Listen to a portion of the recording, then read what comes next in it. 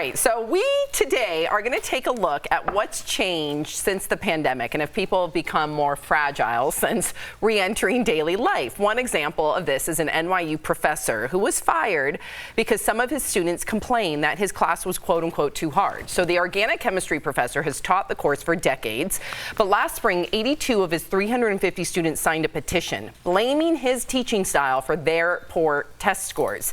In his defense, the professor blamed the students for their loss of focus, which he said got worse after they returned to the classroom. All right, Jeff, do you think, let me first give some context here, because let's say there was a pattern of behavior for decades where a lot of people felt the same way. That's fair. There's no pattern of behavior here. Okay, so this is new and he's been teaching for decades. In fact, he's won like Teacher of the Year. People have voted him the coolest professor in the past. So this is all new. Why do you think that this all of a sudden is a problem now? Let me explain, because if you guys watch the show, anyone out there watches the show, I always say people at higher ups. I always use executives because that's my business, right? So people at networks, people that are higher up, making bad decisions during this whole pandemic. I don't know how you guys feel about this. This is a horrible decision. 86 out of 300 or whatever it was, that's it. That's the majority of the class that doesn't do well. That's the lower half of the class. There are no classes anymore. You can't say you're in the lower half of the class. There are no bluebirds and robins, right?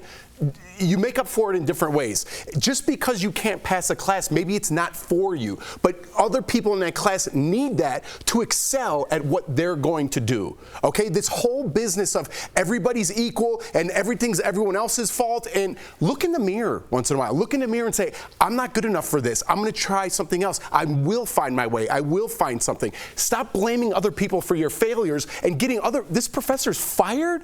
He worked his whole life to be a professor to teach kids, and now he doesn't have a job because of 86 bratty kids think they could change the world by signing a petition? I'm definitely not for this. I hope you guys aren't either. Well, no, I'm kidding. No, I completely agree with you at some point. I think when we talk about work-life balance, that's a different thing than when we're talking about hard classes. Also, you need this class to become a doctor. It's a prerequisite. So like you said, probably a third of that class, which is 82 out of 350 or somewhat similar to that, won't make it as a doctor. That's probably those kids. So I agree with you. I also know he wrote the book on organic chemistry, like literally wrote it. So to me, this reeks of entitlement, but I don't want us to just blame the next generation, because I think that's what every older generation does to every other generation. I don't want to blame them, but I do see this as entitled. What do you think, Erica? I think that it probably has something to do with the pandemic, as well as all the points that they both made. I mean, you're talking about 25% of the class. You know, if anyone who's going to med school, not every single person who walks in day one leaves school as a doctor. So I think that number represents that as well. But I also feel like, and I would say this a lot, especially when we started really getting back outside, it's like, I felt like when everything shut down, there was a gradual like, oh, that's not really happening. Oh, it's only going to be 2 weeks. Oh, it's going to be this. And it was so gradual in a lot of our minds that it didn't come off as much of a shock to me as when the world reopened. Because I constantly think like, was I always doing this? Was I always burning both ends this way? Because it feels a lot more impacted on my body and on my mind than I remember it being 2 years ago. That being said, the hustle don't stop. Exactly. So it's like you either have to retrain those muscles you need in to order. Retrain. Exactly. Yeah, and I remember like in college, some courses I excelled at. Yeah. I remember I wanted to be a geologist briefly at UCLA. I took geology course. I don't remember the number. Geology something.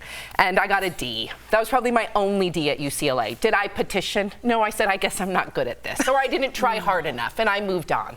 You move on. Okay. Could you see? No, you're right. No, you're right. I understand. All right, That's right. Speaking of the pandemic, it looks like Google searches for how to call in sick have spiked over the past 4 years. Searches for things like best excuses for calling in sick and good excuses to miss work have increased. This is a big number, 630%. The largest jump was from 2021 to 2022 as people started returning to the workplace 5 days a week. Tori, how do you call in sick? Are you brief? Do you over-explain? What do you do? And do you call in or text in or email in? Because that's a big thing of it. That's a big part of it, And too. do you ever lie? No, but back in the day, I had some bad clams. I've never had clams. You know what I mean? No one's had clams, but we all say we've had clams. But I shouldn't have done it. I was in retail. Sorry. I'm sorry. But you want to not give too many details. You don't want to be like, hello, it was a cold Tuesday and it was raining and I'm a Sagittarius. You want to keep it clean. I'm really sick. I want to come in. I can't. One detail and then you're out. Okay. And then you're out. You weren't here yesterday, Sam. How did you call in? I texted, and first of all, I love my job. It takes a lot for me to miss Agreed. my job. And It seems like your house looks pretty nice. So you were working on that yesterday?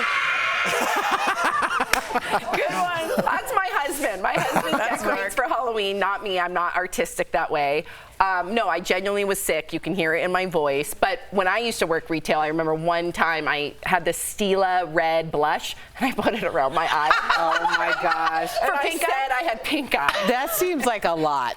That seems like a lot. It worked. Yeah, well, I'm sure it did. Nobody's going to want to come close to you. I mean, it's effective. Yeah. I don't know. I am definitely an over-explainer, but that's just the nature of who I am in general. So, of course, if I'm calling out sick, I'm going to tell you exactly why, how it happened, and when it might go away. I don't know. It's like a novel sometimes. But I also am very honest when I messed up, because remember, I don't know if y'all remember this, but I was in Florida and I was supposed to fly back on Sunday and I missed my flight and I could not get another flight until Monday.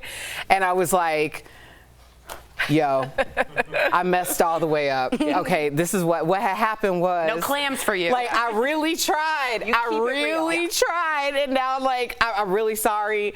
Maybe I could stay late. Like, I don't know. Feel guilty. I did feel guilty. Quickly, are you an over-explainer or just? No, because I hope my character's enough that I don't call in sick. It's so healthy. Yeah, because if I'm gonna miss a day of work, I'm gonna miss it on the beach. You know what I mean? So if I could get in here, I'm going to come in here. And if my character isn't like that, so if I just say, I'm not feeling good, I hope you know, like, I'm not feeling good. My therapist tells me not to over-explain because my character should be enough. Oh. You are healthy. You are mentally healthy. I don't know about that. I don't know about that.